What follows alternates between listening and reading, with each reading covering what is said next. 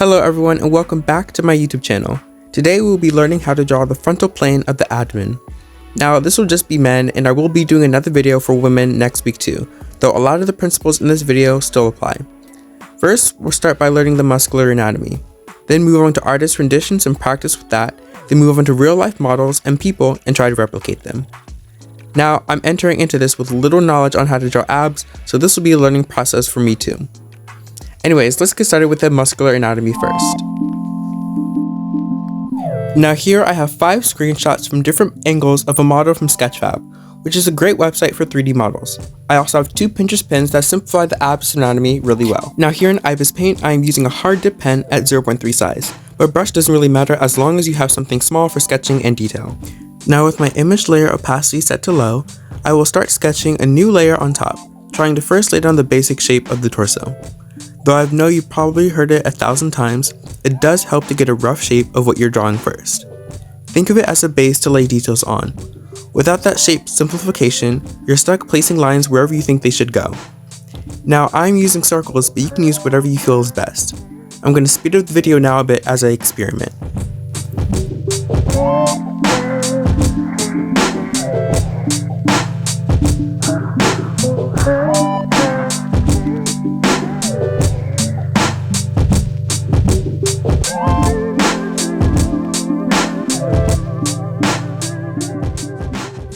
So I found that what works best for me is using a kind of X shape for the ribcage area, which goes from about the collarbone to the second abs, and then a kind of underpants shape or a pointed cylinder for the waist, which goes from the line of the last ab to the crotch. This pointed shape helps me establish a line of action, and the X shape helps me get a 3D shape of that body. Now using this structure, I'll experiment with some poses, just trying to get a feel for it before I lay down any more details.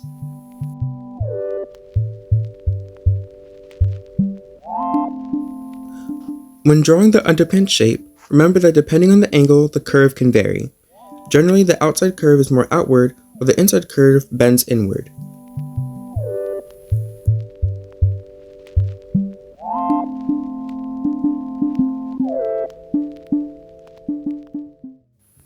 As I get more comfortable with these shapes, I'm using the pointed cylinder to establish a center line to divide the abdomen evenly to make it easier to lay out my muscles later.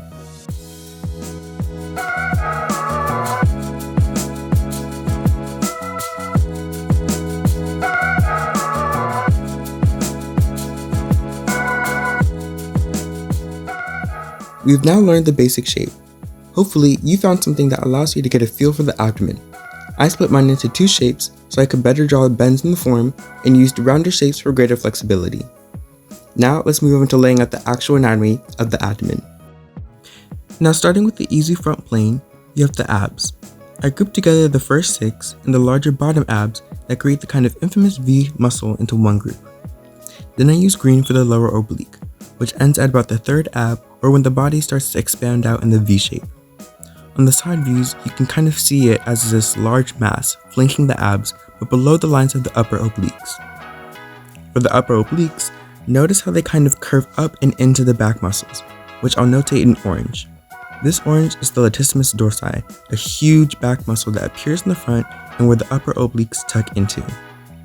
Here on the side, you can see there's a few obliques coming horizontally out of the lats, then some coming from out of those folds and into the ribs. The upper obliques have a very nice pattern which I demonstrate here.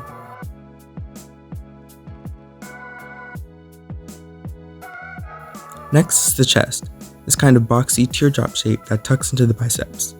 A lot of the abdomen is wrapping into these larger back and arm muscles, so it's important to remember these lines of motion rather than just copying the muscle groups. Now for the abs, they aren't just straight lines. If anything, they're kind of almost like trapezoids, these lines going up, then horizontally, then going down again. I'm also noting the sort of diamond shape in between each row, which might help you better get that irregular boxy shape. Hopefully you kind of understand how the muscles interact with each other. I'll speed it up as I annotate the other images.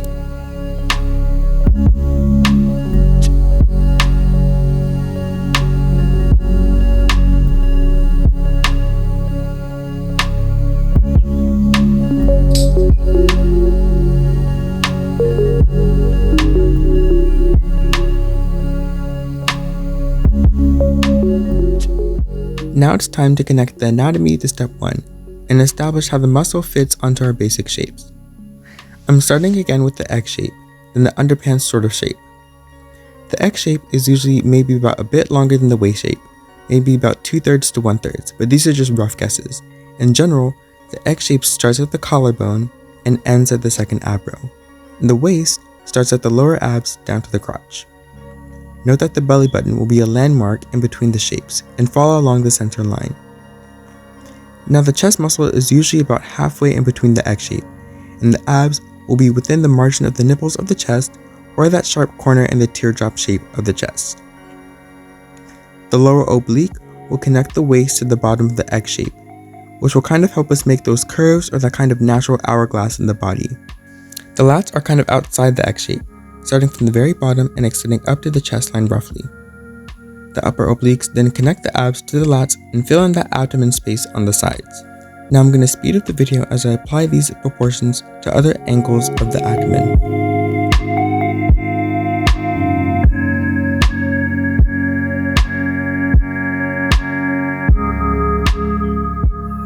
Now here are some examples of me applying these proportions to artist renditions of the abdomen. I use these and not real people, as artists can help you show you which lines to use and break down the form easier. I also do some freestyle ones on the side, laying down the base shape, noting my proportions, then adding muscle. I encourage you to freestyle with me as it forces you to see how well you can experiment with the form.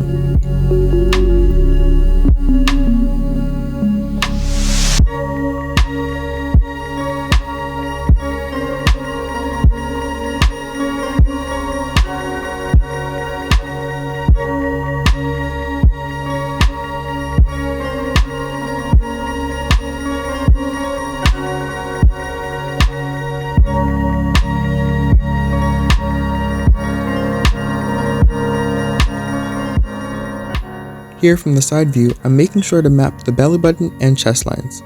Also, from the side view, the abs are not flat and bubble out in kind of round shape, so make sure to include this in your drawings.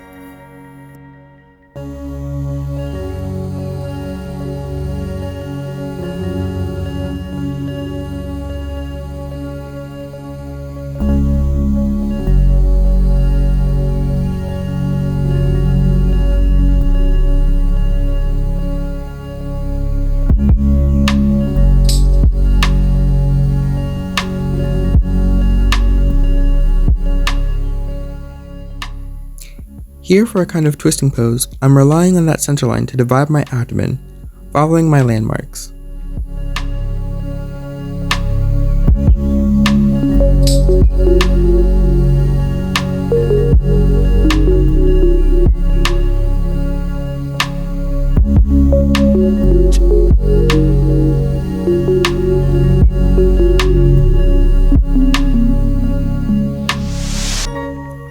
Now for not as muscular forms, instead of having those lines of abs, you instead emphasize the outside border and the center line, avoiding dividing it into any rows at all.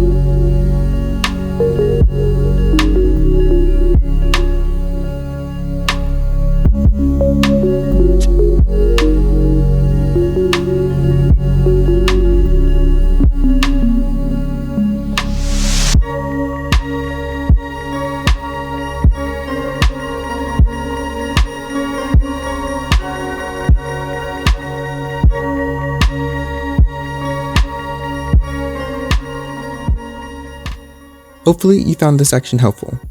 Though it was a bit faint, these landmarks of the belly button, centerline, chest line, and lower obliques really helped me out. After that, it was just applying the shapes of the muscles to the form. Here you can also see I experimented with varying levels of curvature, as the abdomen is a very flexible part of the body, especially split into two sections. Now next we're going to do real models that I got from lineofaction.com and Pinterest. I'll walk through one example applying the muscle forms, base shapes, proportions, and the muscles, then speed up the rest. Starting with the chest, I'm noting how it tucks into the bicep and arm muscles, and remembering that boxy teardrop shape. Also making sure to follow the collarbone that the chest hangs off of. Next is the pocket of the abs. Even without defined abs, this pocket is often noticeable. Next are the upper obliques, which also aren't super defined, but still noticeable. Then the lower obliques, which you can clearly see as a large mass flanking the abs that again helps us find that hourglass shape. Now we're going to lay out our basic shape, establishing our center line too. Now for landmarks, I'm noting his belly button in between my two shapes, the chest line halfway through the egg shape, and then the collarbones that they hang off of. Then the lower oblique flank, which reaches up to the bottom of the egg shape, the latissimus dorsi coming out of the egg shape, and finally the ab pocket following the center line and connecting the two shapes. For the ab pocket, I'm just emphasizing the border since this person doesn't have super defined abs. Now is detail. I'm starting first with that lower oblique, then outlining the abs.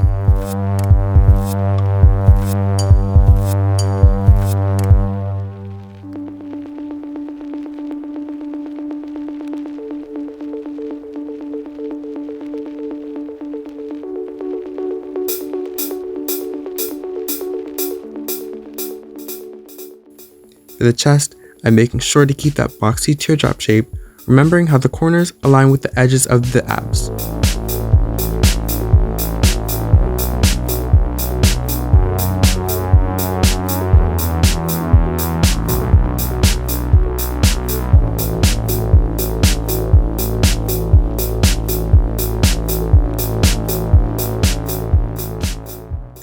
Now I add in just a hint of the obliques, and I'm done.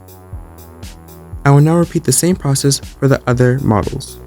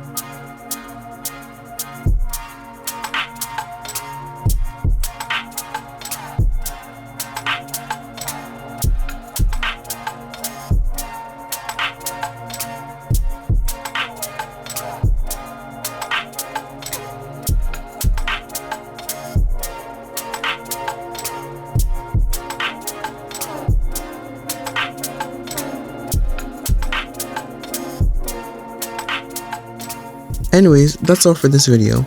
I really hope this helped. I went from zero skill to being able to successfully replicate real life models and even drawing some on my own. So hopefully you got to learn with me too. If you have any questions though, please comment below. The websites I used and pins I used will also be linked below, as well as timestamps. But anyways, thanks so much for watching the first video of my anatomy series.